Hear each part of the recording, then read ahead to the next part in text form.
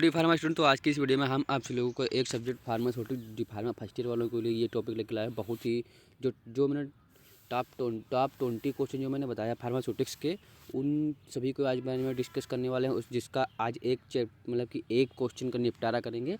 उसके बाद next video आएगी तो उसको भी देखना ना भूलिएगा। तो चलिए देखते हैं कि क्या होता है फार्मास्यूटिक्स, क्या होती है। तो चलिए देखते हैं फार्मास्यूटिक्स। ठीक है, ये होगी फार्मास्यूटिक्स।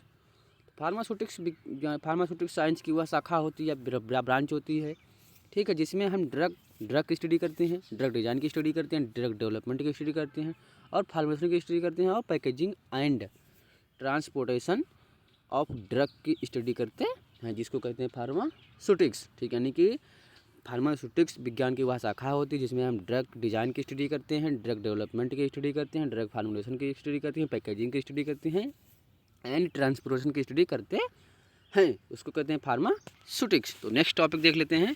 नेक्स्ट टॉपिक है स्कोप ऑफ फार्मास्यूटिक्स, यानी कि स्कोप ऑफ फार्मास्यूटिक्स, जो कि इसमें स्कोप ऑफ फार्मास्यूटिक्स करके नहीं पूछता है क्वेश्चन। इसमें क्वेश्चन पूछेगा फार्मेसी एज ए कैरियर। तो आप सबसे पहले हेडिंग डालेंगे, लिखेंगे जॉब अपॉर्चुनिटी, जॉब अपॉर्चुनिटी। फिर उसके बाद एरो लगाएंगे, एरो को डिवाइड करेंगे 3 पार्ट में। एक जगह लिखेंगे प्रैक्टिस सेटिंग, दूसरी जगह लिखेंगे इंडस्ट्री और तीसरी जगह लिखेंगे अदर सेटिंग। ठीक है, तो ठीक है, अब देखते हैं। इसमें लिखेंगे पहला पॉइंट कम्युनिटी फार्मेसी, दूसरा है हॉस्पिटल, तीसरा है क्लिनिकल फार्मेसी, चौथा है होल सेल।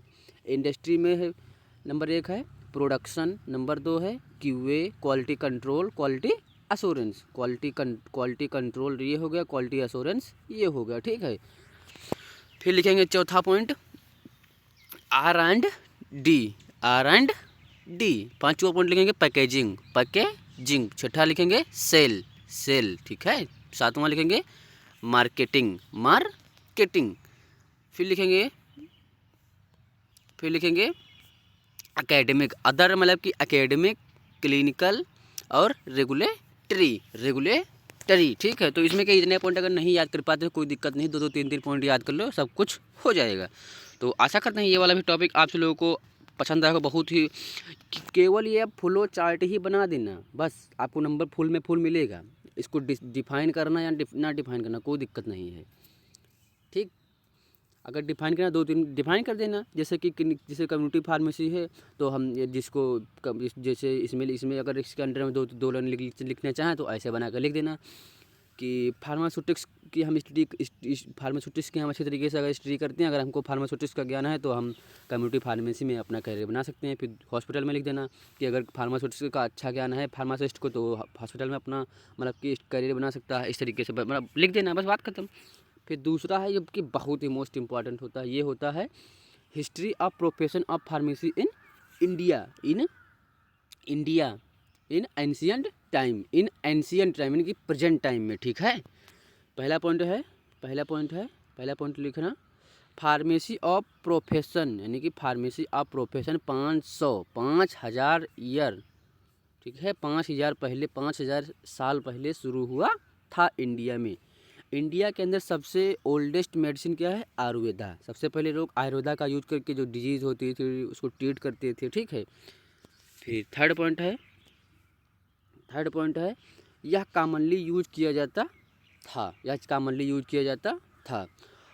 चरक एंड ससुरुता ने आयुर्वेदा का डेवलपमेंट किया था, यानी कि जो चरक और ससुरुता जो वैद्य थे वही आयुर्वेदा का यूज करके लोगों को ट्रीट करते थे पहले के ज़माने में। ठीक है, फिर है पाँचवा पॉइंट, इन्होंने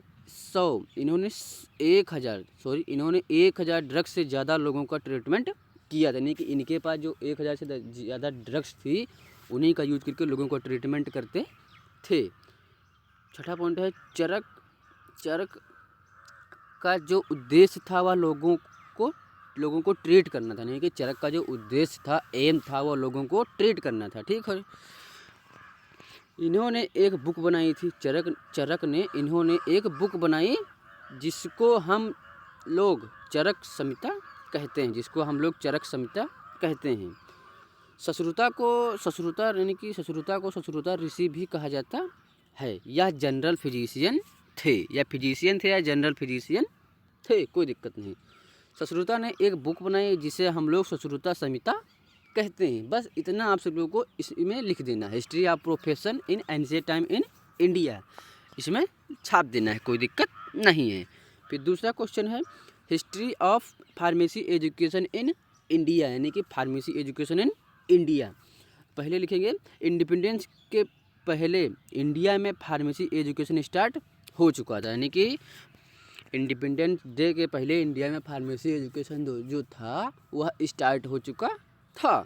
दूसरा है 1842 में फार्मेसी कॉलेज एशिया के गोवा में बनाया गया था, यानी कि जो 1882 में फार्मेसी कॉलेज एशिया के गोवा में बनाया गया था सबसे पहले, ठीक है, एशिया के गोवा में। आप 2-3 बार इसको समझ के पढ़ लेंगे, आराम से लिख देंगे वहाँ। 1870 में फर्स्ट 2 ईयर का chemist and druggist profession course Madras medical college में स्टार्ट किया गया, यानी कि जो 1870 में फर्स्ट 2 साल का course chemist and druggist profession course Madras medical college में स्टार्ट किया गया था। फिर है 1930 में DEC यानी ड्रग इंक्वायरी कमेटी का गठन हुआ था, यानी कि 1930 में ड्रग इंक्वायरी कमेटी का गठन हुआ था। फिर है 1932 में बी फार्मा को महादेव सचरॉफ ने स्टार्ट किया था। फिर 1932 में महादेव सचरॉफ जो थे वो बी फार्मा को स्टार्ट किए थे। 1940 में एम फार्मा को BHU में स्टार्ट किया गया था, और 1940 में जो BHU में M pharma master of pharma को स्टार्ट किया गया था, ठीक है। फिर 1947 में PhD को BHU में स्टार्ट किया गया। फिर 1947 में PhD को BHU में यानी कि बनारस हिंदू यूनिवर्सिटी में स्टार्ट किया गया था। फिर है 1949 में PCI एक्ट को बनाया गया था। 1949 में यानी कि PCI एक्ट को गठन हुआ था या बनाया गया था, ठीक है।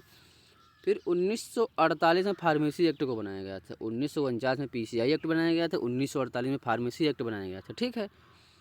ठीक, तो आप सब लोग इतना लिख देना, आप सब लोग बस नंबर मिल जाएंगे तगड़े वाले। तो आज की इस वीडियो में इतना ही। अगर आप लोगों को इसका नोट चाहिए तो डिस्क्रिप्शन में टेलीग्राम की लिंक प्रोवाइड की गई, जहाँ से आप टेलीग्राम चैनल को ज्वाइन कर सकते हैं। वहाँ से आप सब लोगों को चैप्टर वाइज और इम्पॉर्टेंट क्वेश्चन विथ हल के साथ में आंसर के साथ में मिल जाएंगे PDF, ठीक है। वहाँ सारी एक चीज़ प्रोवाइड की गई एकदम फ्री ऑफ कॉस्ट में, ठीक है। तो आपसे ऐसे ही प्यारो सपोर्ट बना रखें। आशा करते हैं कि आप लोग वीडियो देखें तो चैनल को सब्सक्राइब करेंगे, लाइक करेंगे, शेयर करेंगे और कमेंट भी करेंगे। तो आज की इस वीडियो में इतना है, तब तक love you, bye bye, take care.